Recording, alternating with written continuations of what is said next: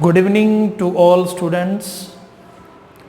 Dear student, welcome to the P5 stroke online classes, and you are welcomed here by your chemistry lecturer Mr. Dinesh Kumar.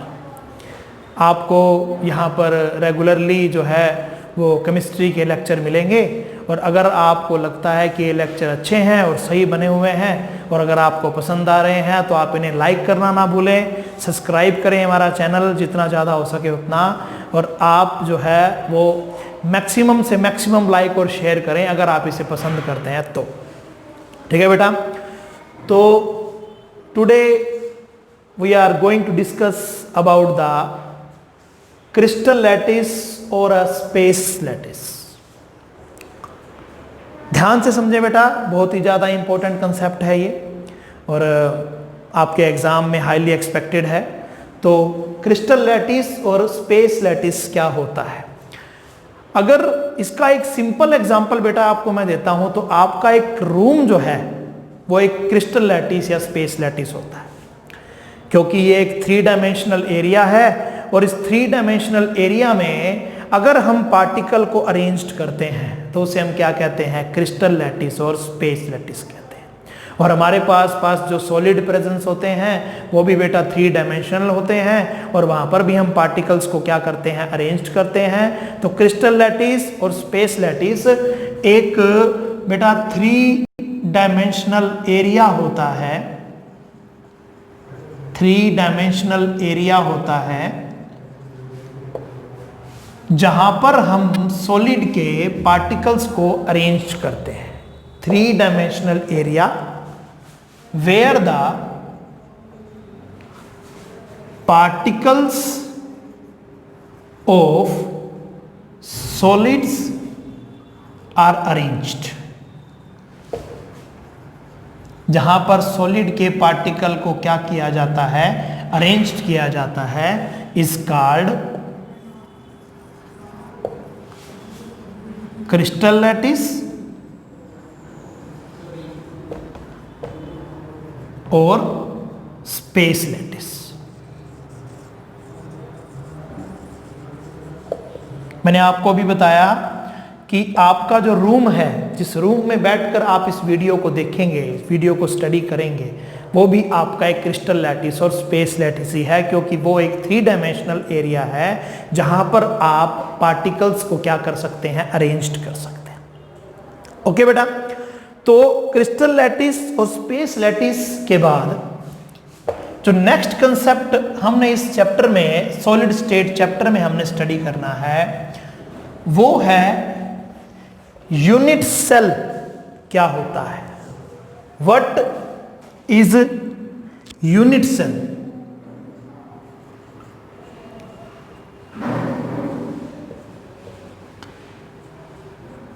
Unit cell को study करने से पहले कुछ example मैं आपको बताना चाहता हूं। फॉर एग्जाम्पल हमारे पास एक केक है और उस केक का हमने एक छोटा सा हिस्सा कट कर लिया, तो उस छोटे से हिस्से में केक के सारे गुण मौजूद होते हैं। उस पार्ट के अंदर, उस जो है उस छोटे पार्ट के अंदर सारे गुण हमारे पास क्या होते हैं? मौजूद होते हैं। आप एक घर बनाते हैं, एक ईंट आपके पास है, एक ईंट के साथ आप दूसरी ईंट जोड़ते हैं, बहुत सारी ईंटों को जोड़ते हैं और जोड़ करके पूरे घर का क्या करते हैं? निर्माण करते हैं, उसको प्रिपेयर करते हैं, बनाते हैं। उस तरह से अगर आप घर को तोड़ते जाओ तो एंड में हमारे पास क्या बचती है? एक ईंट बचती है। उसी तरह से यूनिट सेल जो होता है वो सॉलिड का एक स्मॉलेस्ट पोर्शन होता है। सॉलिड का एक छोटा सा एक हिस्सा होता है, स्मॉलेस्ट पोर्शन होता है, जिसे डिफरेंट डायरेक्शन में रिपीट करके, जोड़ करके एक पूरे सॉलिड का क्या किया जाता है? निर्माण किया जाता है। जैसे मैंने आपको एग्जांपल बताया कि अगर आप घर को तोड़ते हो तो एंड में हमारे पास क्या बचती है? एक ब्रिक बचती है, और बहुत सारे ब्रिक को जोड़ के आप क्या बनाते हो? घर बनाते हो। उसी तरह से हम अगर किसी सॉलिड को ब्रेक करेंगे तो एंड में हमारे पास क्या बचेगा? यूनिट सेल बचेगा। और बहुत सारे यूनिट सेल को जब आप डिफरेंट डायरेक्शंस में क्या करोगे? कंबाइन करोगे तो हमारे पास क्या बन जाएगा? पूरा एक सॉलिड बन जाएगा। तो यूनिट सेल जो है वो एक सॉलिड का क्या होता है? स्मॉलेस्ट पोर्शन होता है, which repeat in a different direction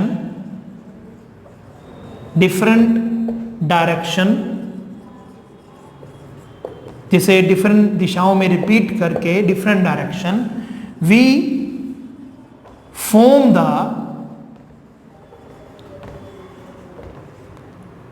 the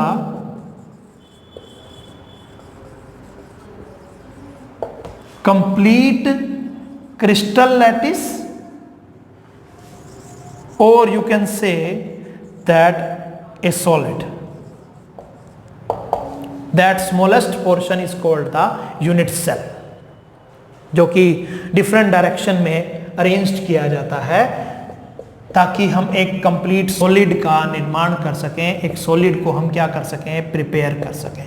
और एक सॉलिड को आप ब्रेक करोगे तो आपके पास एंड में यूनिट सेल बचेगा, और जब आप बहुत सारे यूनिट सेल को आपस में क्या करोगे, कंबाइन करोगे, तो हमारे पास क्या बन जाएगा, एक कंप्लीट क्रिस्टल लैटिस बन जाएगा या एक सॉलिड बन जाएगा। ठीक है बेटा, तो ये क्या है, smallest portion of A solid which repeats in a different direction to form the complete crystal और complete solid।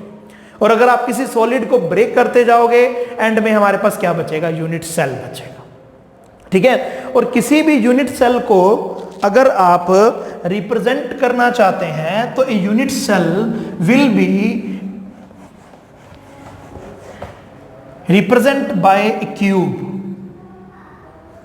That is the representation of a unit cell।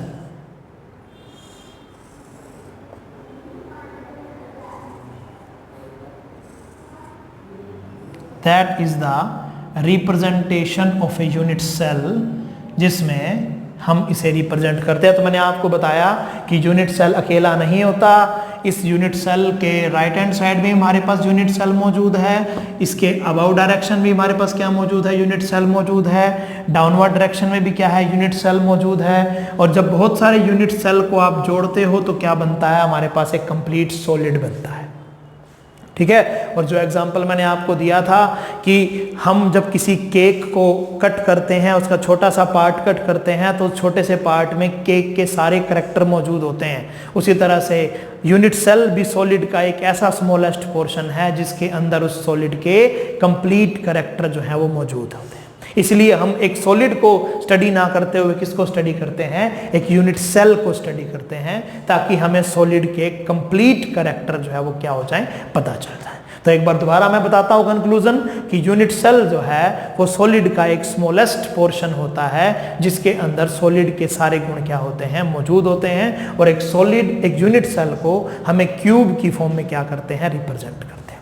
अब हम इसके बाद स्टडी करेंगे कि यूनिट सेल के हमारे पास टाइप्स कौन कौन से होते हैं, what are the types of unit cell.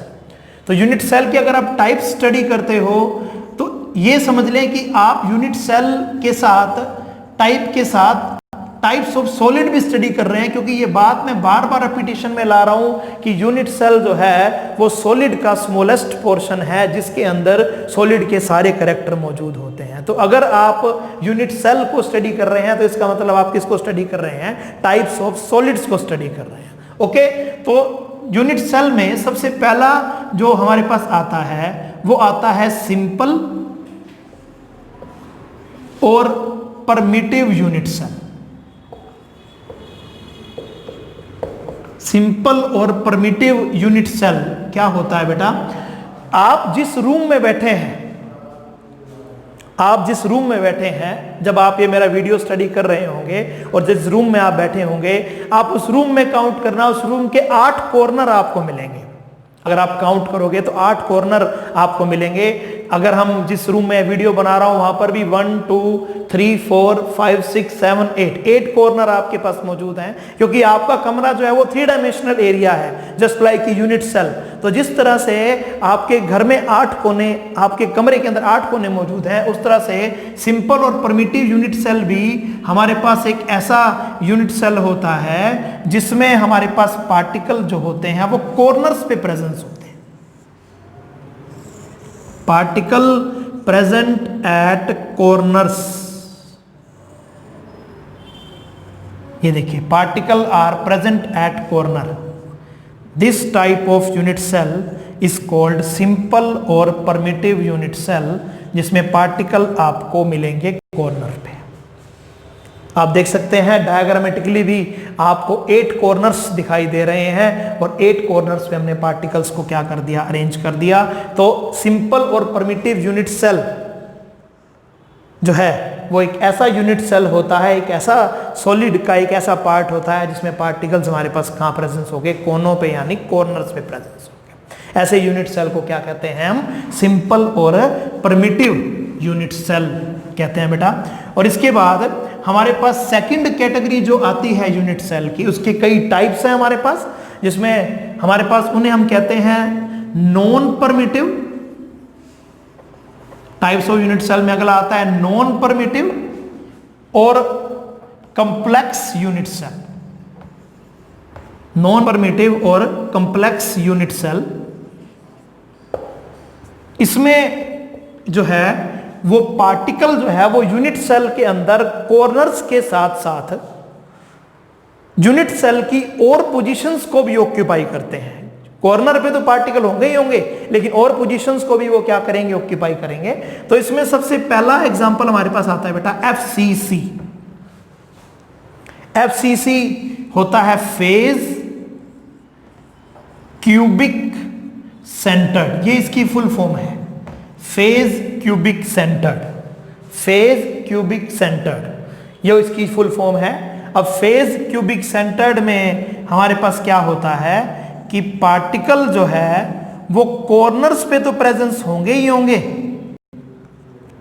Particle जो है वो कॉर्नर्स पे प्रेजेंस होंगे, as well as unit cell की फेज को भी ऑक्यूपाई करेंगे। जैसे ये तो हमारे पास पार्टिकल हो गए कॉर्नर्स पे, कॉर्नर्स पे हो गए, ठीक है, और साथ साथ वो फेजेस को भी ऑक्यूपाई करेंगे। यहां मैं बोर्ड पर जो है वो ओनली 2 डायमेंशनल फेजेस को शो कर सकता हूं, लेकिन आप जिस रूम में बैठकर मेरा वीडियो देखेंगे वहां पर आपको 6 फेजेस मिलेंगी। आप चाहें तो अपने रूम में काउंट कर सकते हैं, 1 2 3 4 5 और 6 फेजेस आपके पास मौजूद होंगी। तो एफसीसी का मतलब क्या होता है, फेज क्यूबिक सेंटर्ड, जिसमें पार्टिकल जो है वो कॉर्नर्स के साथ साथ आप इस पर्टिकुलर यूनिट सेल की फेजेस को भी क्या करेंगे, ऑक्यूपाई करेंगे। ये नॉन परमिटिव और कॉम्प्लेक्स यूनिट सेल का पहला पार्ट है एफसीसी, फेज क्यूबिक सेंटर्ड। उसके बाद इसका जो बेटा सेकंड पार्ट होता है वो सेकंड पार्ट होता है बेटा बीसीसी। बीसीसी की फुल फॉर्म होती है body cubic centred, body cubic centred. That is the, you can say that the second part of the non-permittive or complex unit cell। अब body centered में particle क्या करेंगे,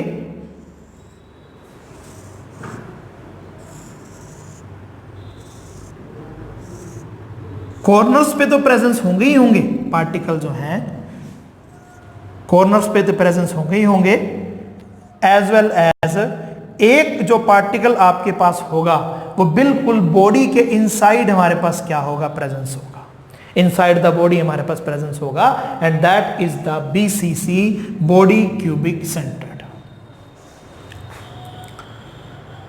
ओके बच्चों, तो ये देखिए मैंने आपको टाइप्स ऑफ यूनिट सेल के बारे में बताया कि पहली कैटेगरी हमारे पास थी सिंपल और परमिटिव यूनिट सेल। बेटा इन चीजों को ऑब्जर्व अगर आप करना चाहते हो तो आपको थ्योरेटिकल से ज्यादा आपके आसपास के एनवायरनमेंट को स्टडी करना पड़ेगा। भी हम जैसे मैंने आपको बताया कि जहां आप मेरा वीडियो देखेंगे आप उस रूम में बैठे हैं, आप उस रूम को एक यूनिट सेल कंसीडर कर लें और उस यूनिट सेल के अंदर 8 कॉर्नर्स आपको दिखेंगे, तो वो 8 कॉर्नर जो है वो सिंपल और परमिटिव यूनिट सेल को दर्शाएंगे। और दूसरी हमारे पास सेकंड कैटेगरी कौन सी है, नॉन परमिटिव और कॉम्प्लेक्स यूनिट सेल की। तो जिस रूम में आप मेरा वीडियो देखेंगे वहां आप फेजेस काउंट कर लें, आपको वहां 6 फेज मिलेंगी। तो 6th फेज में आप क्या काउंट करेंगे, एफसीसी। एफसीसी यानी कि फेज क्यूबिक सेंटर्ड। और फेज क्यूबिक सेंटर्ड में आपके पास क्या होगा कि पार्टिकल कॉर्नर के साथ किसको ऑक्यूपाई करेंगे, फेज को ऑक्यूपाई करेंगे। और दूसरी कैटेगरी हमारे पास किसकी है, बीसीसी की। बीसीसी यानी कि बॉडी क्यूबिक सेंटर्ड। तो उस केस में पार्टिकल कहां होंगे, कॉर्नर्स पे, एज वेल एज आपके कमरे में जो पलंग रखा है, पलंग पे आप बिल्कुल सेंटर में, आपके जो बेड होगा उसके बिल्कुल सेंटर में आप बैठ जाएंगे, तो वहां पर हमारे पास क्या हो जाएगा, बीसीसी यानी कि बॉडी क्यूबिक सेंटर्ड। तो बॉडी क्यूबिक सेंटर्ड में पार्टिकल्स कहां होंगे, कॉर्नर्स पे, एज वेल एज एक पार्टिकल जो है वो आपका कहां प्रेजेंस होगा, बॉडी के इनसाइड प्रेजेंस होगा। ठीक है बेटा, तो ये थे यूनिट सेल और उनके हमारे पास टाइप्स क्या होते हैं, सिंपल और परमिटिव और क्या कहते हैं, कॉम्प्लेक्स और नॉन परमिटिव यूनिट सेल। ठीक है सर,